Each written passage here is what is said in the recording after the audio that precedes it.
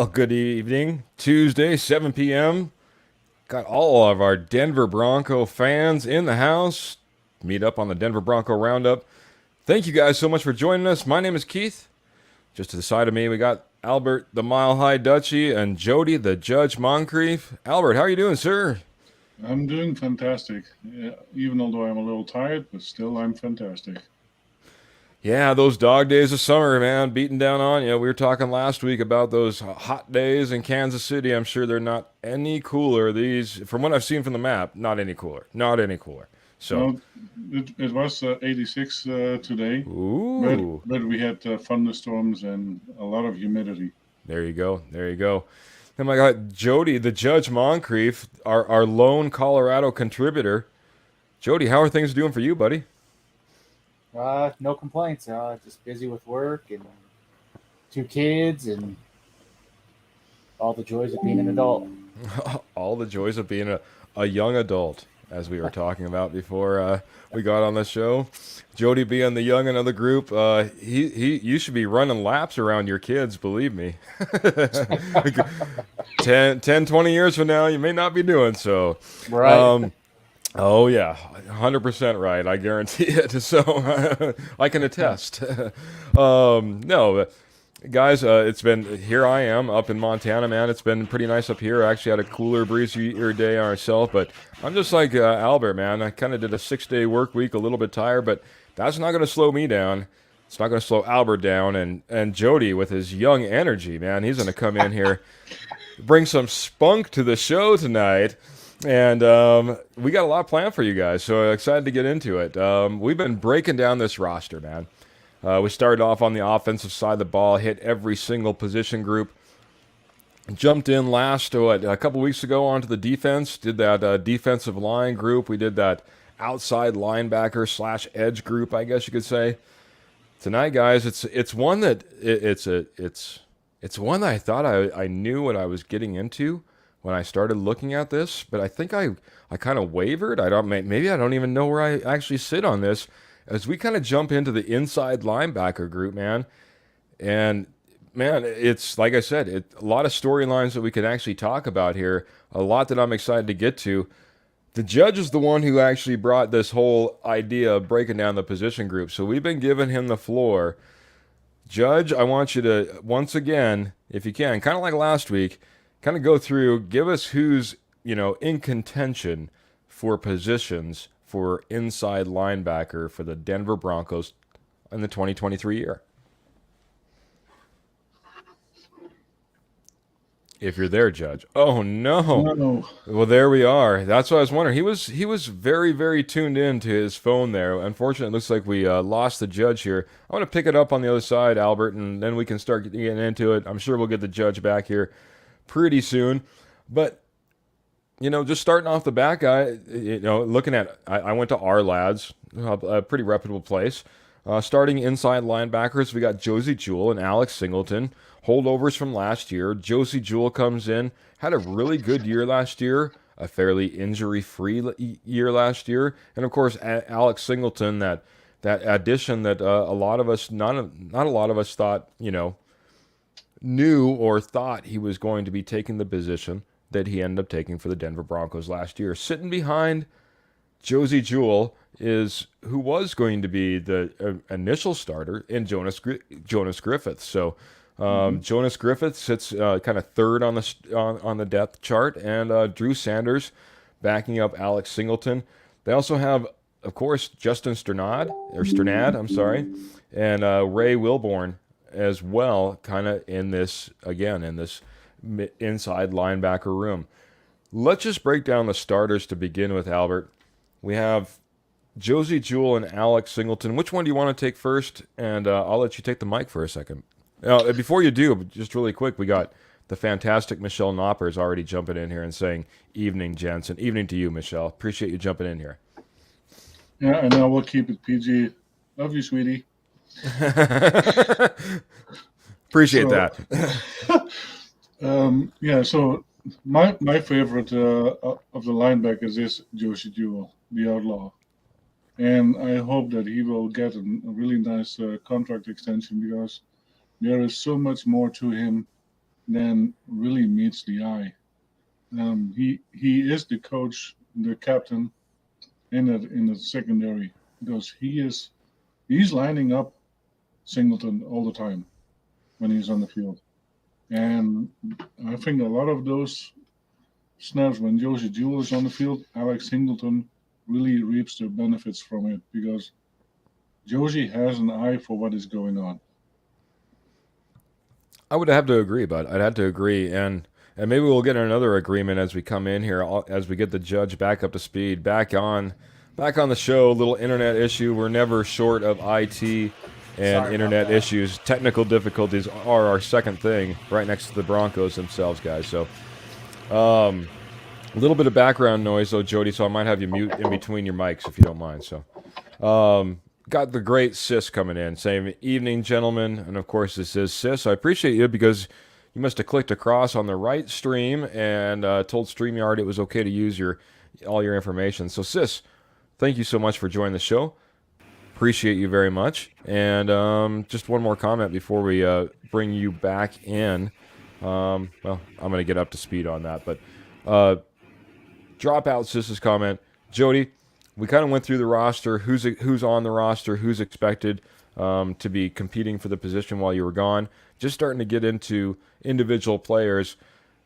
The Dutchie over here was just talking about how Josie Jewell is the outlaw, but he's also the guy who's, the veteran in our inside linebacking core, the guy who really directed the traffic for us, the guy who got Singleton into place, and the guy who got us, really in position and ready to go.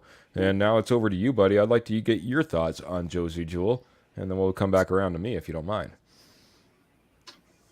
He's just a solid starter. He does nothing great, but does everything above average.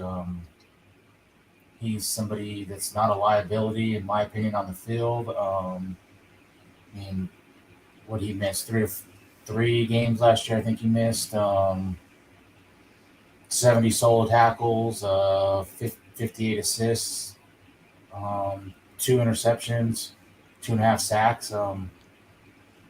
Those 2 interceptions came against Pat Mahomes. He's just good enough to where you have to put him on the field. He doesn't do any, like I said, nothing spectacular, but he's just a solid player that you can keep around, that doesn't cost you a ton of money, that makes plays.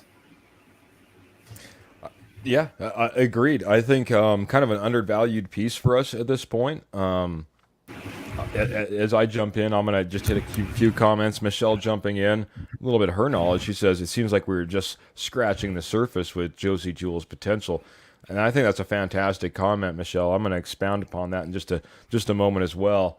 Got Graham jumping in here and say it'll be interesting to see how much Griffith gets on the field, considering he was the expected starter last year, 100%. And everyone's going to just steal my thunder, but it's okay, guys. It's okay. I'm going to get around to all of this, and of course the great David Slade of Willow Seasonings and Blends. We'll get to them a little bit later as well as we talk about our fantastic sponsorships. But he's coming in and saying, "Evening, fellas," and evening to you, Dave. Fantastic to have you on the show. Always love his point of view because he'll bring it, man. He's not afraid to bring those sharp opinions. So, guys, I'm going to kind of wrap my opinion right into a little bit of maybe what Michelle was talking about and into our next linebacker. Maybe I'll kick that off as well. Josie Jewell is that solid starter, or at least he was for us in 2022, but it was just the year prior that it was him and Alexander that went out injured. We were really scratching our heads about who was going to be the inside linebacker. Will we ever get this figured out? And Alexander Johnson, if you guys remember, the T-Rex freak out there, he was. A lot of people were really sad to see him go because he was elite at times in what he was able to do. But we were all scratching our heads wondering, what are we going to do? And last year, not only did Josie Jewell have his best season he's ever had, but we bring in Alex Singleton, and Alex Singleton has the best year he's ever had. Jody went through some of the stats that Josie had. 700 tackles, 128 combined, and the 2 interceptions, the 2.5 sacks, right? But that all being said, you also have Singleton, who had an even larger year, a breakout year, a Pro Bowl caliber year with 101 solo tackles. You know, didn't rack up the interceptions or the sacks like Jewell did. In fact, it didn't even flash on that scoreboard. But 163 combined tackles overall, and 6 tackles for a loss and 3 quarterbacks hits. I think the biggest thing is again, he kind of came out and he was able to, 168 totally, or 163 combined tackles altogether, but those 101 solos, he made up the difference for some of the things that we were lacking on our defensive line last year. Let's face it. So this is my concern, guys. Like I said, Josey Jewell's best year ever, Alex Singleton's best year ever. I want to go back around the horn. This is Josey Jewell's contract year. Can Josey Jewell duplicate last year's performance or be better? And I'll start with Albert and go to Jody. I'll give you my thoughts. I believe that Josey can even be better. Last year he did not have, I think, maybe the real support that he was looking for. But this year with Vance Joseph, and he can be indeed the captain in the backfield, I believe that Jewell can have an even better year. And then with Singleton next to him, those two will wreak havoc. And then that will make it so much easier for the edges and everybody else. So I think, yes, Josey will be even better than last year. All right, man. David Slade coming in. Josey Jewell was very good last year. Hopefully he continues to grow under VJ. Had to agree there. What do you think, Jody, the judge? Is Josey Jewell capable of duplicating this? Will we see that? Will he improve? What are your thoughts? I think it's going to be hard to improve off of last year, but I think he can have another solid season like that. They are going to get some help with getting Jonas Griffith back and the rookie Drew Sanders. Yep. So they might not have second. So they might not have the same numbers because they were forced to play a lot last year. Maybe get a little more breaks, which really in the end is good for them. Yep. One thing that still worries me a little bit with both of them or especially him, is he doesn't have elite coverage skills. But I will give them credit last year. I didn't see Darren Waller. I didn't see even Travis Kelce really go off. I didn't really see any tight end last year 100%. really go off. So if they can clean that one area up or keep that one area under control, I think. Do you have top 5 linebackers inside? No, but you have a decent. Yeah, decent linebackers. I would say maybe still to a couple of top 20 guys. David Slay brings in a good point. He says a lot of things are going to depend upon the style of defense that VJ runs, and if it fits the strengths of our players. And I agree. VJ's a little bit more blitz happy. That's what we know. So for a guy like Alex Singleton, maybe he can improve those sack numbers. But I was really surprised when I looked at those numbers last year and seeing that Josey Jewell was the guy who had 2.5 sacks, not Alex Singleton. Tells me that, maybe they were trying to, again, send Josey Jewell into the backfield a little bit. But, when it comes to quarterback hits, though, they're about dead even, too. So it'd be interesting. I didn't get a chance to go back and look at that tape. But also, like you said, Dave, to kind of project forward, exactly how we'll bring that pressure, who will be expected to drop in coverage, and how well they're able to do that is going to play a lot into into these numbers. I think that he's capable. Josey Jewell is certainly capable of it. I hope he's healthy enough to stay on the field and show exactly what he's capable of. Again, seems like the Broncos have just been riddled with injuries up and down over the last few years. We're turning that page. He is in a contract year. This is his last year under contract for the Denver Broncos.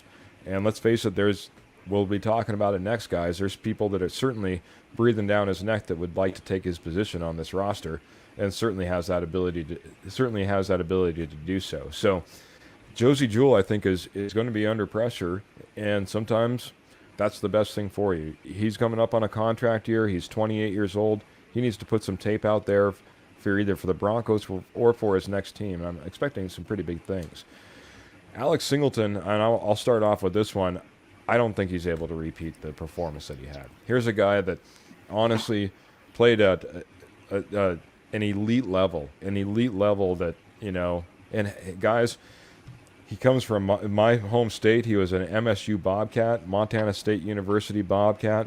I was all about this guy and saying that he could be a lot more than a special teamer, which is what a lot of people were only projecting him to be. Of course, injury is what brought him into the limelight, but at the same time, man, he took advantage of it and he really ran. But 101 tackles, and just quite honestly, the performance that he put on the field last year, being everywhere all the time, I think it's going to be really tough to mimic and repeat. I'm not expecting a huge fall off, but at the same time, when people play, again, as I mentioned at the very beginning, for both these guys, at the best level either one of them have ever played in their career, it's tough to repeat those numbers. So I'm going to say probably not a repeat for Alex Singleton. I think he falls off just a little bit this year. So I'll go back around the horn to Jody and Albert, and I'll get your thoughts on Alex Singleton. One thing I'll say about him is he is a tackling machine. For not being a starter, he really the last 2 years, he averages over 100 tackles a year. Just like Jewell, he does nothing flashy or great, but he makes a lot of tackles. One thing I hear a lot about him is he's the best tackler 8 yards down the field. I don't know that I necessarily agree with all that, but he made it where Jonas Griffith pretty much 100% has lost his starting job because of the way he played last year. Yeah. I would also say, if I could interject really quick to the people who say he's the best tackler 7-8 yards down the field, that has a lot more to do with that defensive front than it does have to do with your linebacker. So I'm not going to put that blame necessarily on that linebacker. There should be a little bit of a struggle to get through that line.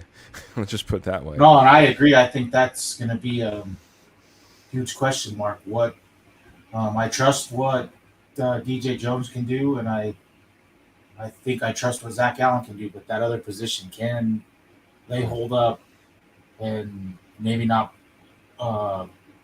get tackled or stuff, but keep defensive linemen off of the linebacker, or keep offensive linemen off of the linebackers, so those two can make plays and do what they need to do. All right, Alex Singleton, what was your overall consensus on him? Is he going to repeat then? You were going down that path, man. 100 tackles 2 years in a row, man. I think he can get there again for really two reasons. One, that's kind of been his norm throughout his career, and he didn't really start until week 3 or something when it all came together. So, but Dave said, I think it's really going to depend on how VJ uses them, because if VJ puts these guys in a lot of man situations, that could be good or bad. I don't know yet. To be determined. To be determined. Just for the record, Singleton started 12 games. Jewell started 13 games last year. So, Albert, is Singleton repeating? I think it will be a hard time for him to repeat what he was doing, because last year they were 60 to 70% on the field, and I hope they are going to be about 50% or less on the field. Point. So I think, but the same intensity I expect to see. Very good. And maybe even more so because they are longer fresh. So I think we will see harder tackles and more ferocious than what we've seen last year, because they get not as much on the field. And I think that is where we have a lot of difference this year. Dutchy bringing the knowledge. I love your mindset, man. Hey, our offense, man, did not stay on the field for immense amount of times last year. We're hoping that changes this year. We're hoping that we can have a little bit of ball control, that we can actually dictate on offense a little bit. And that being said, not nearly as many opportunities for this defense. So great point, man. It might be tough to repeat the numbers, but don't expect the intensity to go down. I like that, Albert. No, I agree with that. It's easy to get those type of numbers when you're on the field 90% of the time. Exactly. We're on the field again, guys. More tackles for me. All right. Hey, I let Albert choose between the starters that we went with. So, I'll go over to the judge, over to Jody. We have Jonas Griffith. We have Drew Sanders as our two backups on this roster. Who do you want to start with? Who do you want to start talking about, Jody? I'll take Jonas Griffith. He came in off of 2 years ago, kind of flashed at the very end, kind of earned a starting job, and then whatever it was, like the first play in Seattle, messed his elbow up and never really played last year. And it allowed Singleton to come in and really Wally Pippen, really. So he's a guy that I'm intrigued to see. One, I think he should, as early as that injury was, he should be back healthy. One, how he handles a different role this year, being not coming in as a starter, and two, how he fits back in, not playing almost a full year. I think he's got the potential and he flashed it, but I think that's a major question mark as to, even if he is 100% healthy, a year off is that's a lot of time away, especially when you weren't playing the year before. 100% agree, man. It will be interesting. I'm going to get to Albert's comments before I get my own, but before I even get to Albert's, we got the Orange and Blue Network guys coming in here. Nothing rhymes with orange and blue. We've had those guys on our show before. Did a big old round table. They're coming in saying, "Sup, boys? What's up with you guys? Good to see you. I need to jump back on and get on your guys' schedule again and start catching a little bit more of you guys. Seems like it's been a while. So thank you so much for catching our show. We'll have to put something together here in the future too, guys. So, Albert, your thoughts again, kind of on Jonas Griffith. Jumping over to you. And Jonas Griffith, yeah. I would really like to see him a little bit more on the field indeed. Last year, he was unfortunate that he got injured. But I think he has a lot of competition now. We are talking about Drew Sanders, and let's not forget Justin Smart. And what about Chris Allen? There are some couple guys that are on the verge of coming and breaking through too. So, let's see what happens. Yeah. So I'll be honest. I got a little bit of fandom for Jonas Griffith. Would really like to see him do something in this league, and was really excited for what he was, slated to do last year. I also watched what he was doing in training camp last year and really liked what I saw on the field. And the one thing I will say, and I can't speak as much to some of the other guys outside of maybe Jewell, Josie Jewell and Singleton and sorry, I lost my train of thought. And Jonas Griffith himself, but I'll be honest, that's a guy that can play all positions really well. I think he's underrated as far as being a run stuffer and being able to come up there and fill that hole, and he covers pretty dang well. I hope he gets his opportunity.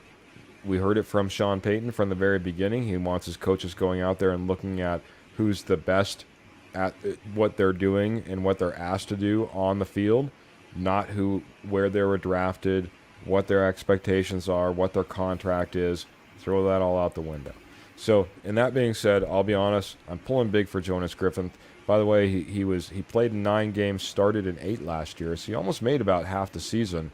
But yeah, a lot of injuries just derailed him all year last year, and guys like Alex Singleton stepped up and stepped up big. So it's going to be a big competition for him to try to hit the field. But I think he can be on the field if he makes that roster, especially, like I said, maybe in those run-stopping situations, just a little bit bigger than what Alex Singleton can bring to the table, and would be a great substitution next to Jewell in those situations, in my opinion. So, Orange and Blue Network are going to take us a little bit off subject for just a second, and then we'll just kind of round out the last little group of inside linebackers, jump over to our second half topics as well.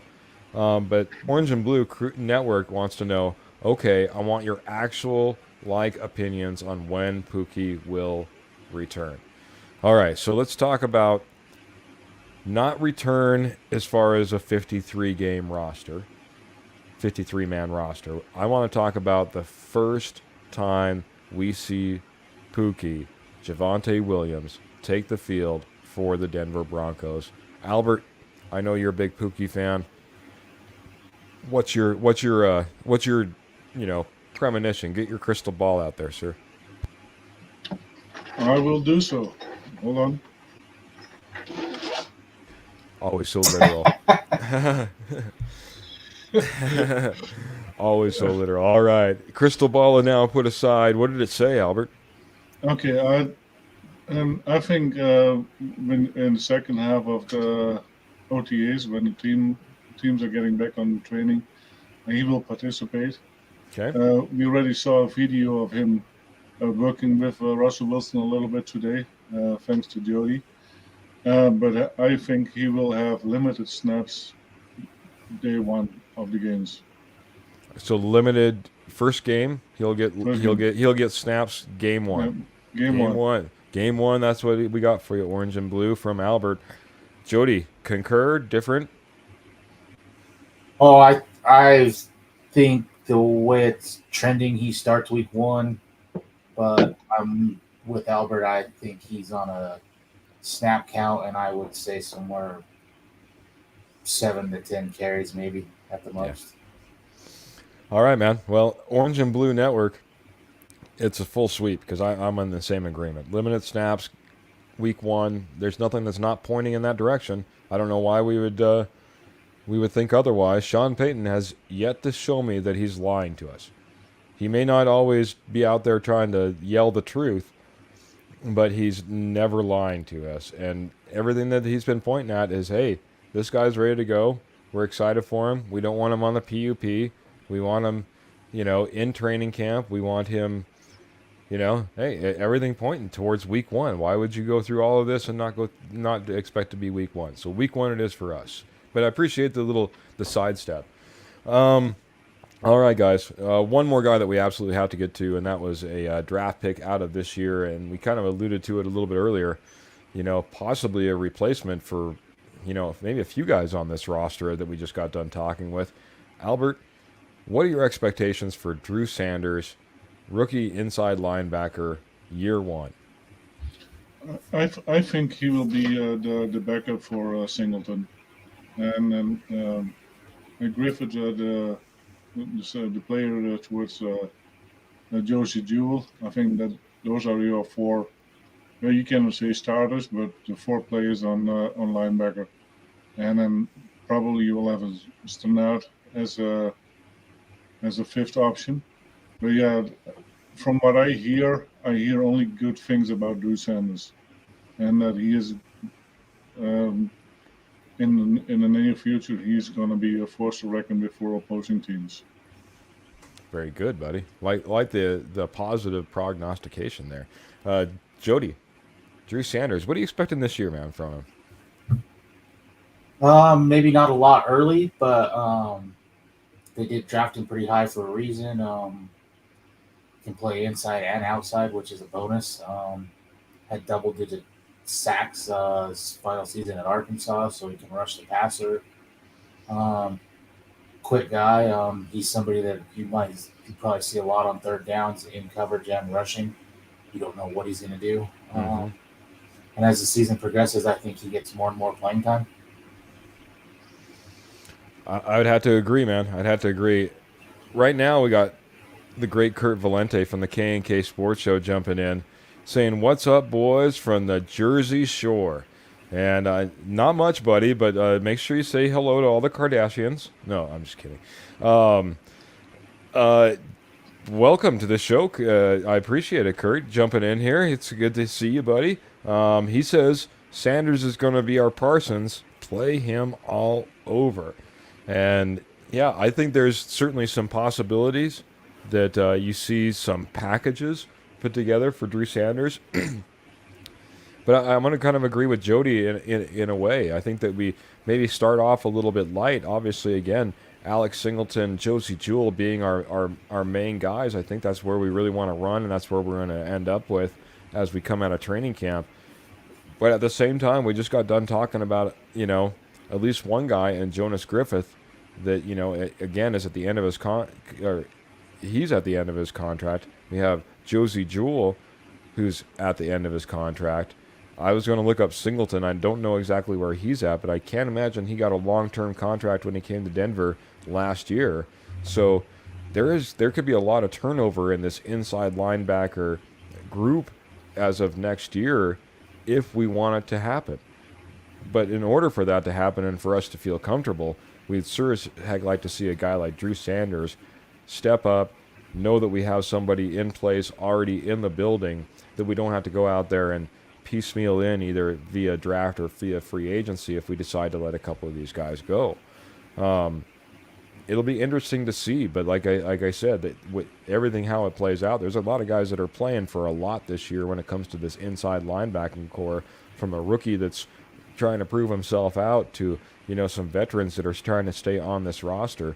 It's going to be fantastic. I think it's going to bring out the best out of this linebacker core. And even though I felt like they were kind of a strength last year, boy, with all these balls up in the air, man, it feels like, I'm not sure if it's a strength or a weakness at this point. So, Kurt says, "Hey Jody, Russ looks phenomenal. Jump on that bandwagon now." Get on now before the train fills up. Well, I gotta say, Kurt and Jody were out there.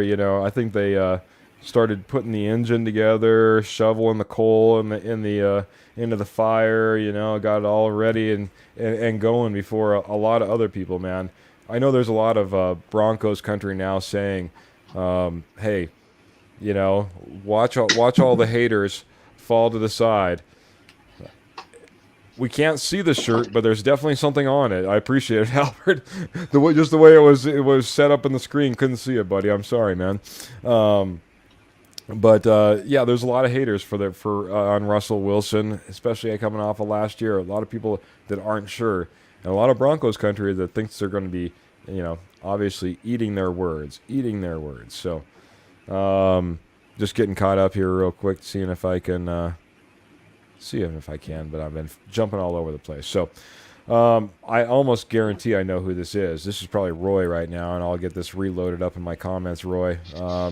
I'm imagining it's you, but Roy's always a fantastic supporter coming in. And if it's not Roy, we'll give somebody else credit here in a second. Oh, it's Clayton. Clayton, appreciate you. Smash that like button and share. He's also saying evening, guys. And then we got the great Kenny Kirkpatrick of the other half of the K&K Sports Show. By the way, guys, and then we'll get to the second half, guys, because we need to get to a few different things. But K&K Sports Show, fantastic all around baseball, basketball, football, hockey, not just relegated to your Colorado sports.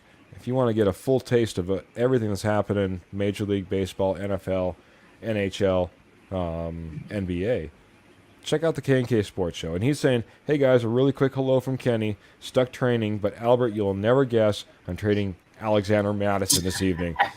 Man, that's amazing, man.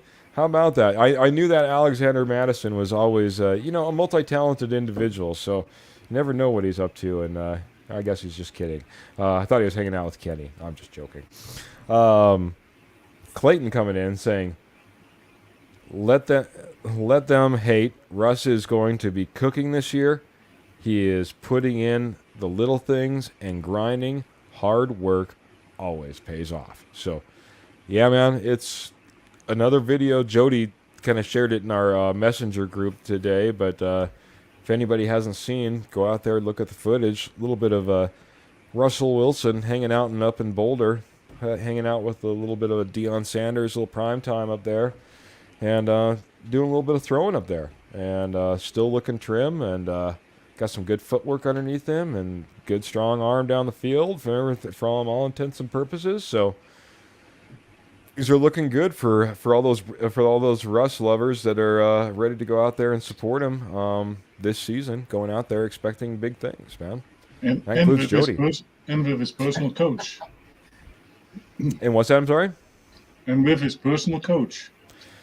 With his personal coach. Is that a good thing or a bad thing?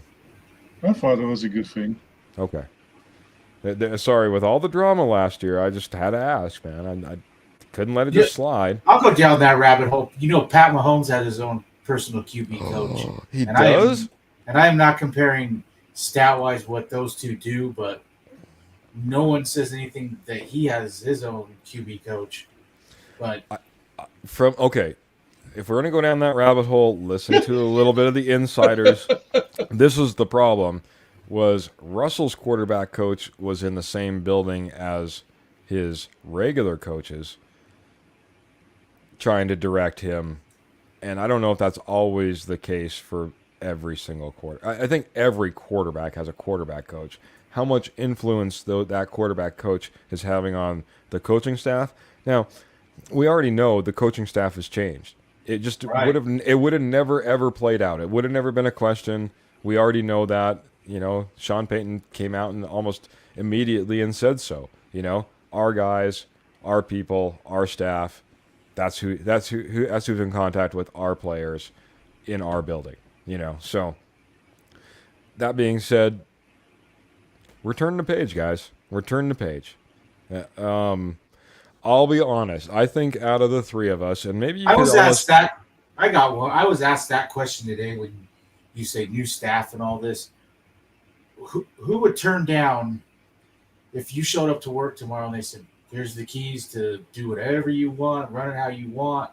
You've done a pretty good job. We think you can handle the whole ship, and if you fail, does that mean you're washed or you are unsuccessful? Or does it mean that you need leadership and you need guidance, and with that, you are good at what you do?" Because I feel like that's what happened last year with Russ. It was like, Russ, do whatever you want. Yeah. You've been successful. You do whatever you want, and it will be successful. And it didn't work. Yeah. And who would turn that down? What person would go in and say, "No, I don't think I want all them responsibilities and to do it my way. I want to, I'm this great. I want to take it to the next notch." Yeah, and as much as that sounds good, especially, okay, we're going down a completely different rabbit hole now. Okay, Russell Wilson was obviously under the thumb of Pete Carroll, and Pete Carroll ran things kind of his way for the longest time. It's the whole reason that whole "let Russ cook" came out. Everyone wanted more of Russ being allowed to throw the ball, get it downfield. They thought he was capable of a lot more if he was just allowed to run the offense a little bit more himself. Yeah, fast forward and all of a sudden you get out of the thumb and they're saying, "Hey man, come down here. We'll run it however you want it, man. Whichever way you want it." Sometimes, you gotta be careful what you ask for, right? Because unfortunately, he got a coach that was, I think, the exact opposite of where he's at. He had a guy that dictated everything to a guy who dictated nothing. Who was just happy to be a head coach. What's that? He was just happy to be a head coach. Yeah, he got a great opportunity. I think just about anybody would be. Similarly, if you were told, "Hey, you get to come in, do this however the heck you want, you can bring in the quarterback that you're currently working with maybe, come on in. I think the Broncos were very much that way with Hackett as well. But look at the difference. Two coaches. Look at how Hackett handled Russ, and look at how Gary Kubiak handled Peyton Manning. They met in the middle, I guess, but we're going to run my offense, and you're going to change some things up. Did did Manning like all of that? No. And they tweaked some stuff and kind of met in the middle, but there was none of this. You're a top 5 quarterback, run whatever you want. I mean, Yeah. that's to me the difference in leadership and not. Yeah, and commenter coming in, Graham coming in saying Hackett had to feel like he had something to prove. Peyton has nothing to prove. Yeah, I would agree. I think Hackett felt like he had something to prove. Obviously, a first-time head coach, you want to make your mark. You want to certainly stay in the league longer than 15 games. So you certainly have something to prove coming in that regard. But I feel like Peyton has something to prove because all his success was in one location with one quarterback. Correct. And he hasn't won a Super Bowl in over a decade now, so he needs to prove that it wasn't just a one-time fluke thing. Same with Wilson.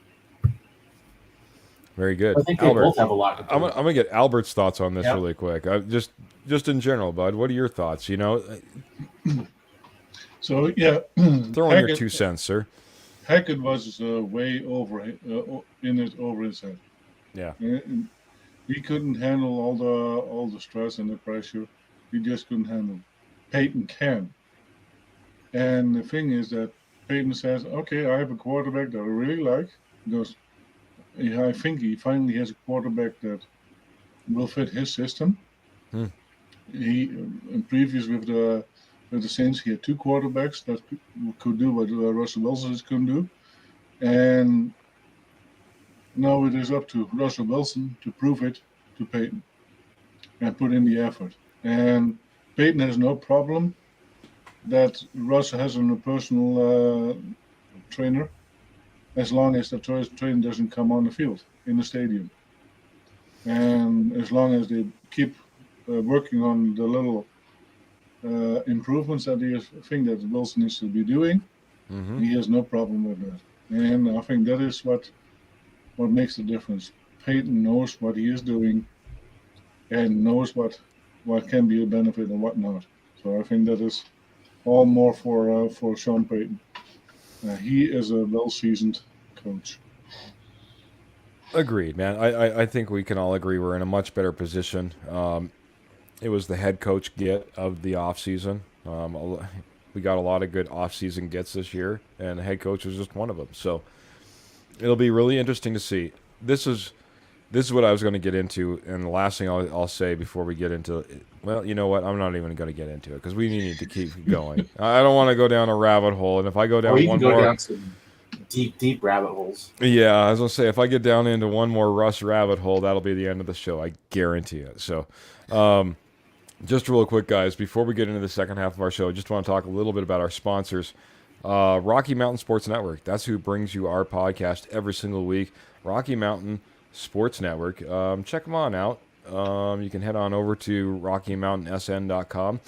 They cover all your Colorado sports. So whether it be your fantastic Rockies, making a run at the Yankees, or your Denver Broncos like this with the Denver Bronco Roundup, or your Nuggets, or your Avalanche, they got everything covered, man. They do anything from news and notes and rumors to spreads and odds and the whole 9 yards. So check them out at RockyMountainSportsNetwork.com. That's RockyMountainSN.com if you're typing that in. Or you can jump over on the Facebook groups, type in Rocky Mountain Sports Network, find them over there as well.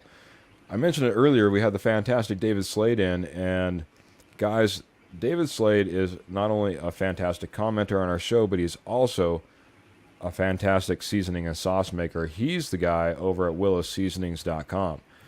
Now, check out Willow's Seasonings, man. It's right in the heat of barbecue season. I was just throwing some SPG on my salt, pepper, and garlic high elevation SPG on my burgers just yesterday. Of course, I always got my trusty, award-winning sweet heat on hand at any given moment. But I'm telling you guys, man, this is a knock it out of the park sauces and seasonings company based out of Colorado. But just this week, just saw a little headline that they'll be once again into a whole new shop, a little appliance store out in Pennsylvania. I'm telling you guys, these guys are going all across the country. You can find them outlets all over the place. but you don't have to try to find them on the shelves. You can go over to willowseasonings.com and save yourself a little bit of money. Type in that promo code DBR. That's for Denver Bronco Roundup 2023. That's DBR 2023. Save yourself 15% on your purchase just for typing it in. Get it shipped directly to your house. You'll be barbecuing with all your favorite sauces and seasonings in no time at all, guys. On top of it, guys, I'll be honest, he's doing a fantastic thing. He's chipping in $1 for every time you type in that code and make a purchase towards a family in need that's a good friend of the Rocky Mountain Sports Network. So thank you guys for every single one of you guys who've made that purchase using that DBR 2023 code. We appreciate it a ton.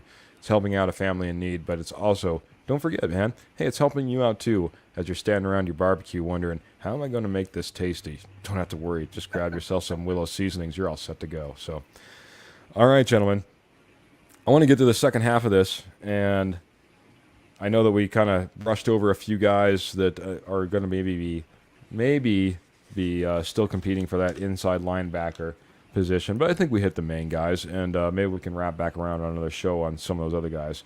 But guys, I think it was the Dutchie who brought this up, but we have some good friends over at the Mile High Huddle, and in fact, Lance Sanderson of Mile High Insiders was on our show just a few weeks ago, and Eric Trickle, great guy over there, smart guy over there, came out with an article over there, and I'll be honest, we kind of read over it, said, man, that's great stuff, and then we kind of flipped it. We stole it and we flipped it. His article was 5 not-so-bold predictions for the Broncos offense in 2023.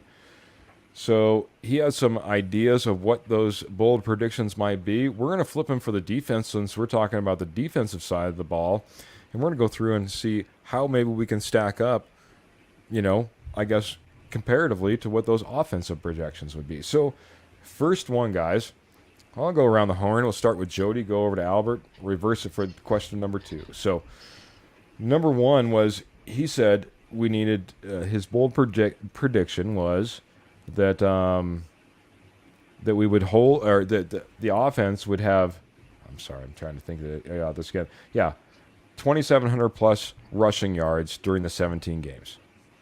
Now, I did a little bit of calculating, figured to make it a little bit easier, and that equals out to 159 yards rushing per game. So I want to know, since we're flipping to this defensive side of the ball, will our defense keep teams under an average of 159 rushing yards per game? Jody, I'm going to go with you first. Over to Albert. We'll reverse it. Will our team hold? Will our defense hold teams under 159 rushing yards per game? Because I think they've gotten better than, or have improved on the D line with just the acquisition of Zach Allen over Draymond, and they did that last year. So, Albert. Yeah, my thoughts were exactly the same, like Jody's. The biggest culprit on a lot of rushing yards was Draymond Jones, and we don't have him anymore. And so, yeah, I definitely see it. Maybe we can keep them below 140 a game. So just as an example, I did pull up some stats just to let you guys know. And I thought that was, hey, a not-so-bold prediction for us to again, go over 2,700 yards as a team next year, averaging over 159 yards per game. I think that's a pretty bold prediction by Eric Trickle. Last year, we held our opponents to 109 rushing yards per game. Fantastic last year as far as the rushing was concerned. So on average, we did great. Question number 2, we'll start off with Albert. This one, he said, 1,150 plus plays on offense. So I want to know, are we going to hold opponents to 67 or fewer plays per game? We have to, because our offense is going to be 60% on the field, so we will have less opponent plays. So yeah, definitely. Jody, 67 plays per game. Will we hold our opponents below that mark? Yeah, I'm with Albert. We need to. I mean, from all reports, we're going to be run heavy, and really that should shorten the game, eat clock up.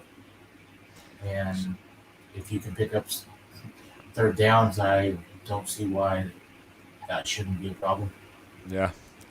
And based off of last year, if we do see some improvements across the board, we should be able to hit this mark as well. This one's a little bit closer. Last year, 63.5 yards per game. That's where we were at. So 67 per game, or 63.5 plays per game. I'm sorry, not yards. I'm sorry. Getting all mixed up on my stats over here. 63.5 plays per game. So holding them below 67, again, with our defense as much as they were on the field last year, certainly a possibility. All right, question number 3, guys, and I think it starts getting a little bit meatier here for you. Not so thinky, I guess you should say, man. You're like, how many plays per game? What does that equal out per quarter? Oh my gosh, my brain. I didn't know math was. All right.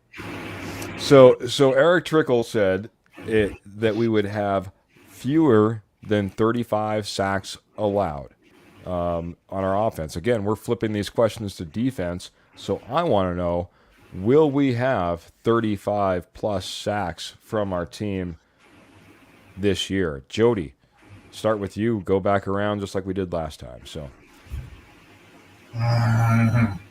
that's roughly just over 2 sacks a game. Yep.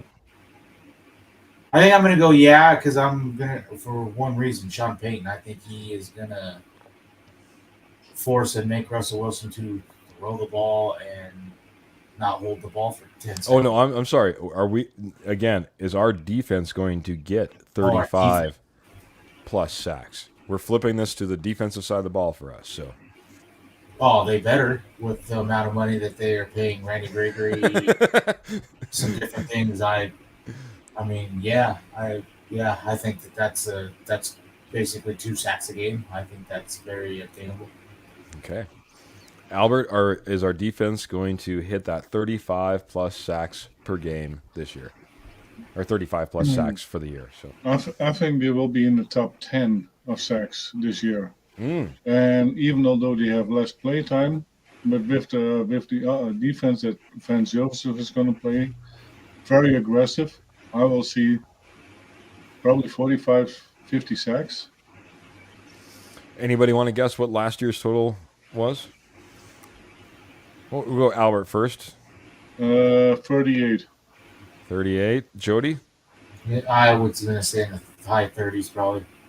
Last year we ended up with 36 sacks. So this 35-plus is right in that wheelhouse, man. It was kind of funny that when we started flipping these numbers, how some of them are close and some of them are like, we better be able to do that, you know.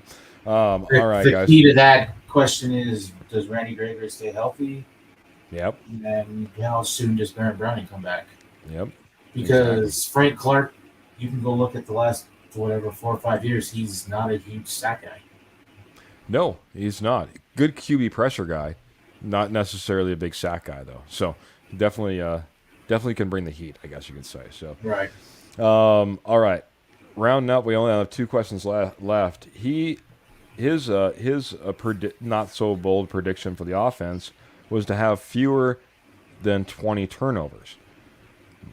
Flipping it to the defense, I want to know, will our defense get 20-plus turnovers in 2023? Albert, we're starting with you since we started with Jody last time. Yes, we will have probably about 25 turnovers because of the aggressiveness that Vance Joseph is going to play. You are going to force errors from a quarterback because you're putting the heat on them. And that is what Vance Joseph like to do. And I think with the Cardinals last year, he achieved that as well. So I think so, yes. Jody, your thoughts? I'm going to say no on that. I mean, that's almost a 1 turnover a game. I think it could be close, but I just don't know sack-wise what Denver's going to do, and that causes fumbles, and teams don't throw a pass their hand. So Good point. Does Davari Mathis get a lot of interceptions this year. I mean, we know Justin Simmons will. I mean, that's been his trend and norm. But when you're not throwing, when you've taken away one side of the field, that it's a lot of pressure on one cornerback. It is. It is. Any guesses on what our turnover total was last year? I'll start with Jody. I will say this is surprising. Low mid-teens, maybe. Albert? 21. So last year we had 15 interceptions total. So good start there. But this is the crazy one. We had 26 forced fumbles, of which 24 we recovered. We were 24 of 26 on fumble recoveries. We had a total of 39 turnovers last year, guys.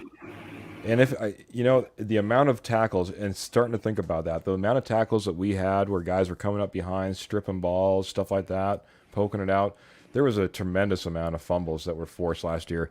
We were just lucky enough, 24 out of the 26. Those odds usually don't fall in your favor quite like that. The other team is likely to fall on a few balls every now and then, not just 2 out of the 26 that you force. So overall, we end up with 39 turnovers on the year. So it looks like we should have 20 plus turnovers, but I don't know if we'll be able to get that fumble rate the same as we had last year.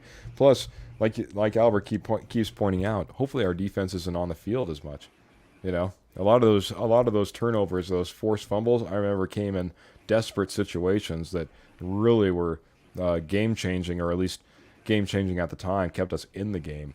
So guys, final question. We're up against the clock with. It looks like we're going to be right up perfect against it almost. So, all right. Last one. Make sure I got all this written out, because again, this is my terrible handwriting. Score on 40% of the drives was what Eric Trickle was.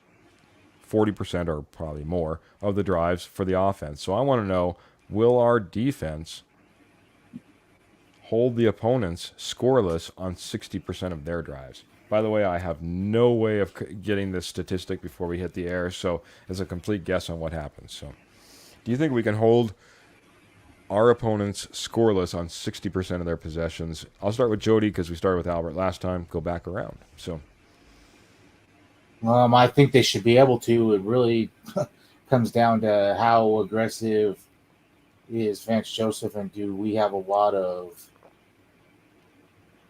make or break plays where you could have just made the tackle and made a punt, and you tried to do a diving interception and it cost you or something, or we blitzed when we shouldn't have or something like that. But I mean, until very late last year when guys were getting hurt and you were playing fourth and fifth stringers, they were doing it. So I don't see why this year they shouldn't be able to do it as well, especially with the offense. They're going to help a lot too. All right, back around to Albert. I think we proved it last year. How many games were below 20 points? So, and this tells a story. Do we get maybe a little bit more scoring this year? Maybe, but still, 60% of the times we will stop them. And I think we fall short of this one, guys. And the only reason I say that is because Vance Joseph does come a little bit more from that Vic Fangio style of defense as well. And if the one thing that I remember about Vance Joseph and Vic Fangio, both when they were coaching this Denver Broncos team, they were really, really strong in the red zone, but they were fairly forgiving in between. And I just think there's going to be there might be more field goals. I don't think there's going to be a whole lot of touchdowns. I think we'll hold these guys to field goals. But when you're talking about keeping them scoreless on a drive, I think that's going to be a little bit tougher number to hit. I might be wrong. Again, this is kind of a guesstimate, but I just think that I think we'll see it again, where we'll be shaking our hands and screaming at the TV and shaking our fists because of some of the yardage that we're giving up, and then we'll tighten up when it comes to the red zone and maybe force some field goals, some interceptions, some turnovers maybe sometimes as well. But I think that's where we'll be formidable on our defense. So What are your guys' thoughts on that? Am I Well, one barking up the thing wrong I'm tree? no, but one thing I really am gonna like is Peyton is aware of situational football, and Mm,